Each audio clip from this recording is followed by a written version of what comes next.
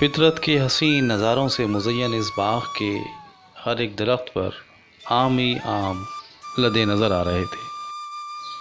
ایک طرف کچھ غیر ملکی پرندے شرارتوں میں مصروف تھے۔ حیدرآباد سے میرپور خاص تک کا تمام علاقہ دنیا بھر میں آم کی پیداوار کے حوالے سے خاص شہرت کا حامل ہے۔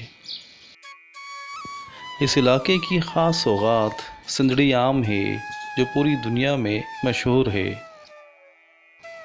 یہاں کا چونسا، انوری ٹول، دیسی آم، لنگڑا اور بینگن پھلی بھی اپنی مثال آپ ہیں۔ کئی درختوں پر چونسا نظر آ رہا تھا اور کئی درختوں پر سندھڑی، لیکن ایک بات طے تھی کہ قدرت نے اس باغ اور اس کی سرزمین کو بے پناہ دولت سے مالا مال کیا تھا۔ باغ کے رکھوالوں نے ان درختوں اور ان کے پھلوں کی خلوص اور محبت سے نگہداشت کی تھی،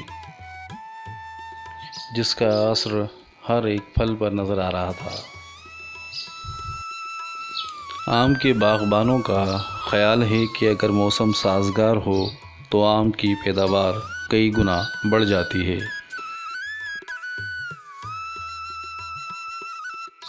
باغ کے قریب تفریح طلباء کے لیے ایک بہترین ریسٹ ہاؤس بھی قائم تھا۔ اب تازہ آموں سے لطف اندوز ہونے کی باری تھی۔ ایک سایہ دار جگہ پر چارپائیاں بچھا دی گئیں اور مہمانوں کو بٹھا دیا گیا۔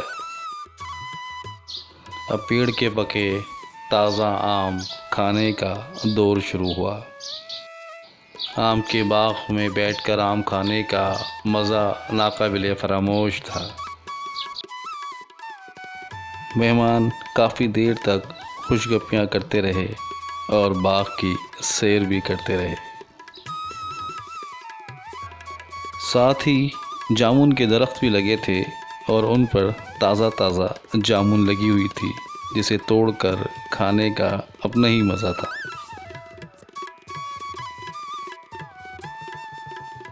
سندھ کے بیشتر مقامات پر جامن اور آم کا سیزن ایک ہی تصور کیا جاتا ہے۔ اسی باغ میں چند ایک درختوں پر کٹہل کے پھل بھی لگے تھے۔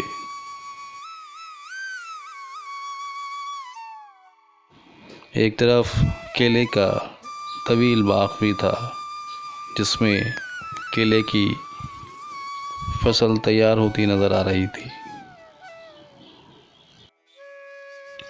زیریں سندھ کا یہ کیلا پورے ملک میں مشہور ہے اور ذائقے اور کلر میں اپنی مثال آپ ہے۔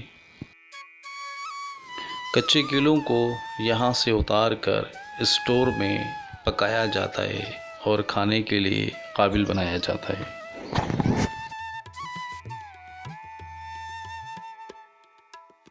آم کے درختوں کے ساتھ ساتھ جامن کے درختوں کی بھی بہتات تھی۔